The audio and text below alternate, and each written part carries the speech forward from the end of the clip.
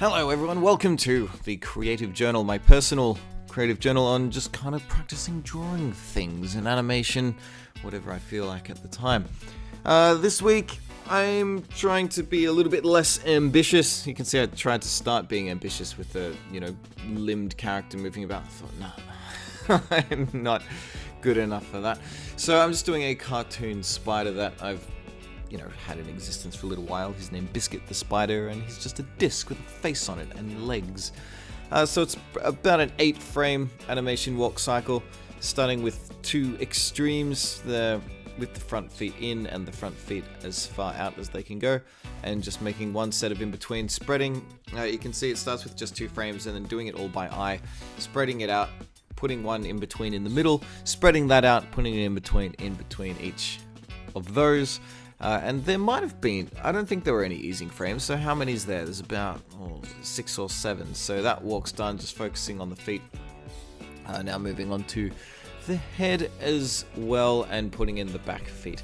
I wanted to make sure that the back feet were sort of smooth-ish. It was really tricky to figure out how they would actually be mapped back there. This section with the face, this was quite difficult.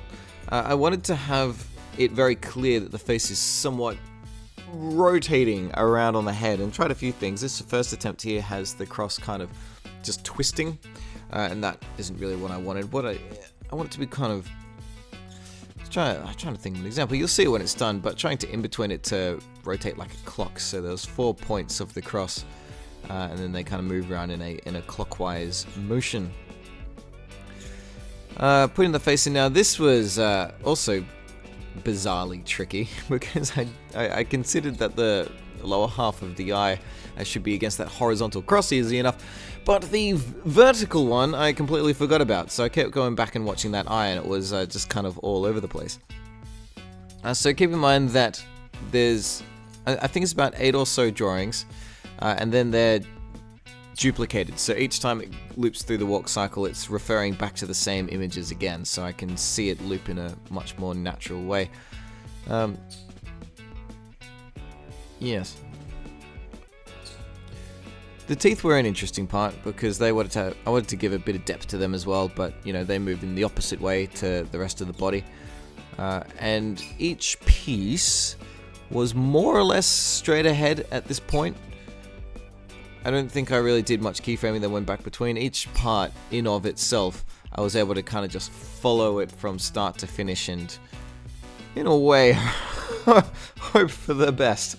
But it turned out okay after a little bit of cleanup here. You can see around the lips, like the teeth are too high in some points and whatever. So now that the loop is more or less done, it's very skitty though. It was very, very fast, so I wanted to go back and give it another set in between. You can see now deleting every second frame, inserting it with a blank drawing and just a straight in between on all of the legs, focusing on the first set of 4 legs, the rear legs, the head, and then each facial element in of itself. So I believe I focused on each leg one at a time. You can see me kind of working through it there. The head itself didn't have too much actual movement, just tracing over each one. Each frame gives it that nice natural wobble. Because when it is just literally the same line, copied and pasted across every frame, it's obviously static, and there's no movement, there's no life there. In betweening the mouth was, I can't remember how difficult it was doing that, because this round was fairly straightforward. It was all just a process of giving it a more smoother movement in general. And it all turned out pretty well alright, so that's it playing through, but seeing as it's time-lapsed, you can't see every frame, because time-lapse is a bit of a poop. Anyway, moving on to inking now. I'm using a pencil tool. You can see it's at size 30, smoothness setting at 20. I believe its minimum size is around about 30 to 50%, and making heavy use of the Alt key to snap ends together to keep a nice clean edges that don't have much overlap. I'm feeling free to stray from the rough animation fairly regularly, particularly around the knees, and flipping back and forth with forwards and backwards frames very, very regularly to make sure that nothing is appearing jittery. Again, the roughs of the knees were they were pretty problematic in that respect. The front leg was probably the cleanest one to do, because it's the only one that Oh no, I was going to say you can see it for the entire time, but you really can't. This baseline here, that's kind of just a traced piece. Just did a single stroke all the way underneath to make sure that it is in line. And then I'll use the cutter tool later to erase it. The eyes, I tried a couple of different things. First attempt, you can see I'm using the perspective tool to try and move and shift it into place. On the lower eye, the one furthest to the right on the screen, that didn't work at all. I erased them all and then redrew it again. The one on the left, I think it did work using the perspective tool. It's not too bad. Tracing the mouth was just tracing the mouth. The teeth were fairly straightforward as well, but we're going to get to the tongue. Oh, it took so long. This entire project all up was probably about 2 hours, I think, 2 and a bit hours from start to finish, and nearly about 30% of it was just doing the tongue, and about another 20% was just doing the shades when we get to that as well. It's fascinating just how fast the initial looping walk cycle was. So the lower teeth, they were really good, but keep an eye on how this tongue comes together. You never know what's going to become problematic. At first I just tried tracing the actual rough of what was there, and it was weird. Like the slit in the center was moving in the opposite direction to the rest of the face, and it was just kind of bulbous and oddly warping. And nothing worked for about 4 or 5 attempts. You know, I tried one that was a lot more static, and it was clearly just very still. Didn't look good at all. I think I tried a perspective tool one. I don't even know what I did in the end. I think I just traced it over the rough and then perspective tooled it into a place that wasn't too gross. But a lot of the time, you can see there's 3 layers in play at the moment. So now I'm drawing the tongue on its own separate layer, so I don't need to worry about going over the perimeter of the teeth or of the side of the face. Should mention as well, actually, I forgot about this. On the roughing stage, the legs and the head, they were done on a separate layer to the actual face as well, because then I could move things about a bit more. I could be a lot more carefree with the eraser tool and just kind of splodge things all around and not worry about messing up any of the previous work. And that's what I did with the tongue here as well.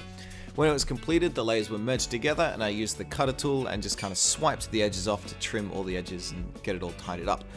Now, with the paint bucketing process, I ran into a couple of dumb errors here as well. Be quiet, Beanie. Ran into a lot of dumb errors here too with the gap closing and just the way vectors behaved. I wasn't very careful with my use of the pencil tool. Beanie, honestly, I'm trying to record a thing. He likes noise very much. So, when the paint bucket wasn't working very well, what am I going to do with you? Stop it.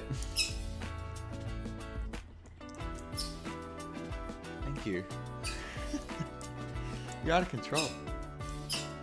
So when it seems like the paint bucket wasn't working right, so first I tried using the paint unpainted tool to circle select the whole thing and try and fill everything. Because the vectors were very careless, it didn't work very well. So trying to be clever, I tried another technique where I just filled all the background completely with the orangey color, using the paint behind brush mode, so all the vectors immediately go to the very back, and then using unpaint to trim away the excess around the edges. That didn't really work either. So there was a lot of mucking around. Eventually it all got filled in. Anything that's white, I use this tint of blue just so I can see it more clearly. And when it was all full, I noticed that the height of the teeth was pretty skewiff. So I'd kind of just given up by this point. I was just using the brush tool to trim it down into place just as long as it worked. And there we go, Biscuit the Spider. This walk cycled in about 2 hours. A few things learned. It was a lot of fun. Thank you for joining me on this creative journal. Have some fun, and I'll see you in the next one. I'm sure Beanie will probably be there too, squawking away. He tripped then.